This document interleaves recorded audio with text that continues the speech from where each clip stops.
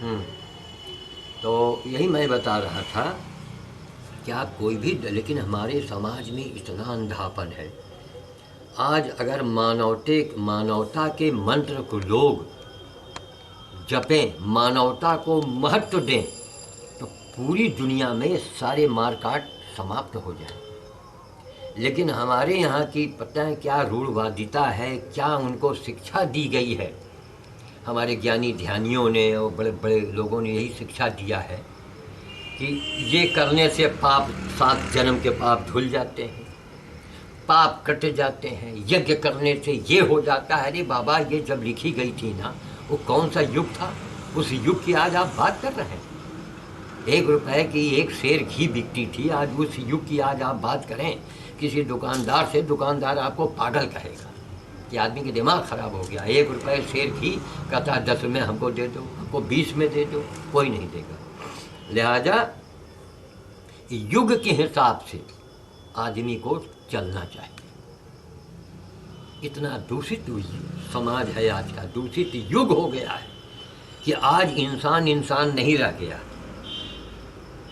इंसान इंसान रही नहीं गया।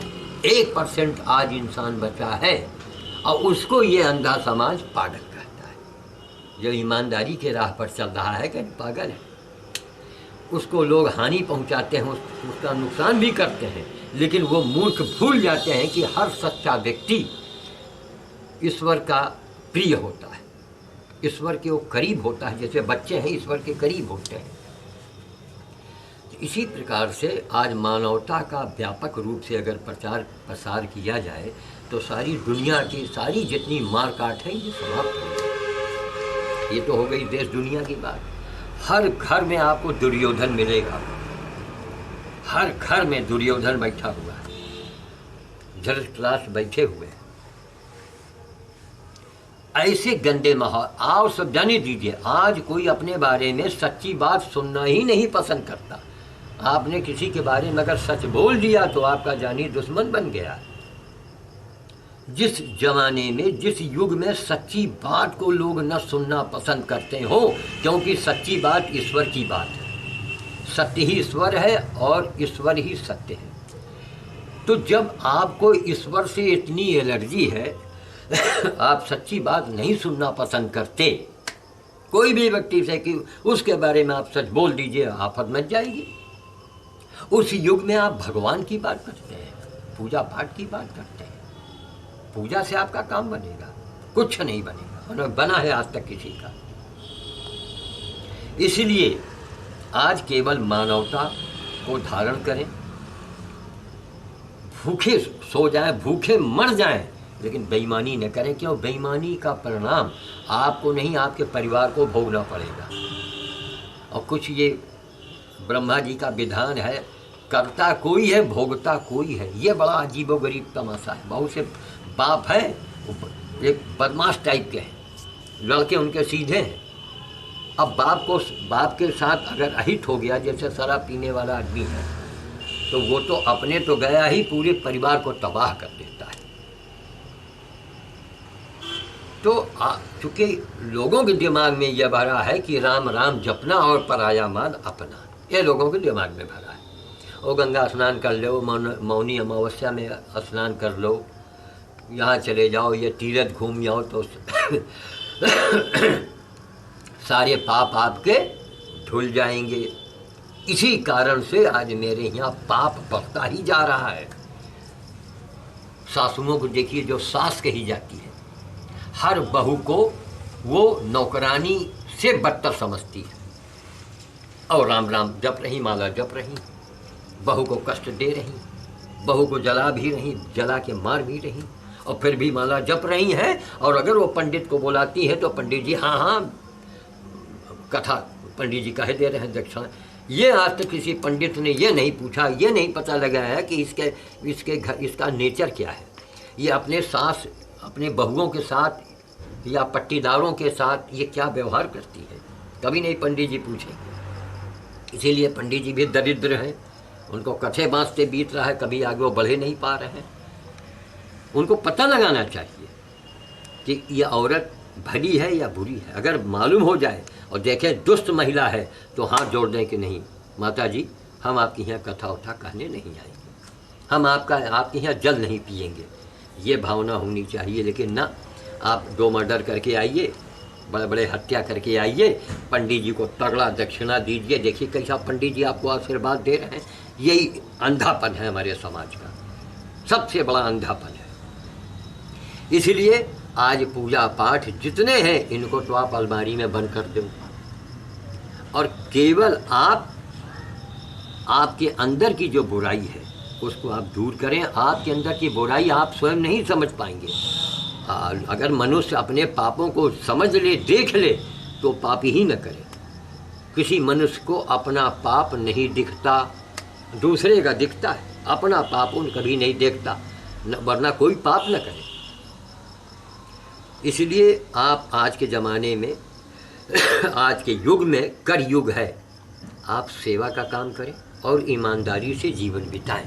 देखिए धीरे धीरे आपके यहाँ तरक्की होगी, आपके बच्चे सुखी होंगे, आपके बच्चे अच्छे नंबर लाएंगे, आपके बच्चे नौकरी के लिए जाएंगे तो नौकरी मिलने में उनको दिक्कत नहीं होगी। कठिनाई पहले आएगी, भगवान बड़ी परीक्षा लेता है, लेकिन रिजल्ट अच्छा जाएगा।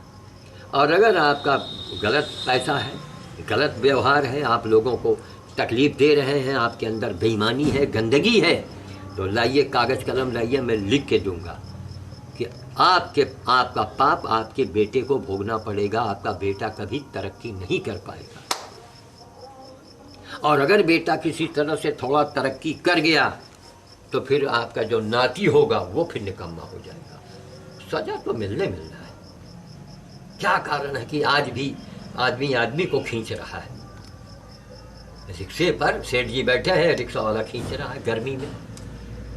आदमी तो दोनों, एक डायरेक्टर एसी में बैठे हैं, वहीं एक आदमी झाड़ू लगा रहा है। वो सब अपने अपने कर्मों का फल भोग रहे हैं, उसी लिए भगवान ने उनको वहां भेजा।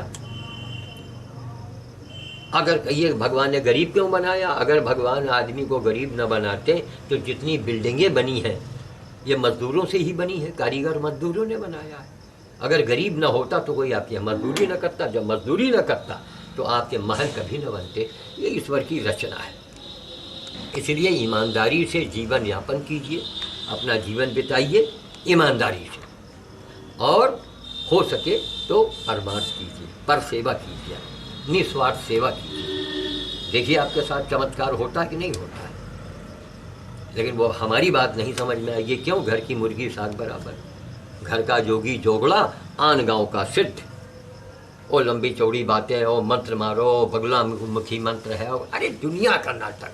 लाल कपड़ा लाओ, सोमवार को चले जाओ, शनिवार को ले आओ, दूब ले आओ, छड़ी लाओ, लाल चंदन लाओ, अनार की कलम लाओ, मोर का पंख लाओ, सब नाटक है। कभी रहा होगा, जब रहा होगा तब रहा होगा। अब जब शेर भर का 1 रुपए का 1 किलो एक शेर, उस समय शेर था, घी बिकता था, तो आज उसकी हम बात क्यों करें? क्या फायदा उस बात को करने से? इसीलिए कोई भी धर्म कर्म, जितना पूजा पाठ, हाथ जोड़िए मंदिर है हाथ जोड़िए, लेकिन वहाँ शंकर जी से हाथ मत मिलाइए। 2 घंटा बैठ के मार चंदन मार वो क्या शंकर जी की स्तुति पढ़ रहे हैं। टीवी ऑन कीजिए, वो बताएंगे ये कीजिए, ये कीजिए, पानी में ये प्रवाहित कीजिए, कोयला खिला, दुनिया का आडंबर बताएंगे। अरे बाबा, सब नीलम पन्ना पुखराज पहन के सारे टोना टुटका अगर आदमी काम करने लगे तो जितने ज्योतिषाचार्य हैं ये तो प्रधानमंत्री बन जाए। रावण था विद्वान कि उसने काल को, ग्रहों को कैद में कर रखा था।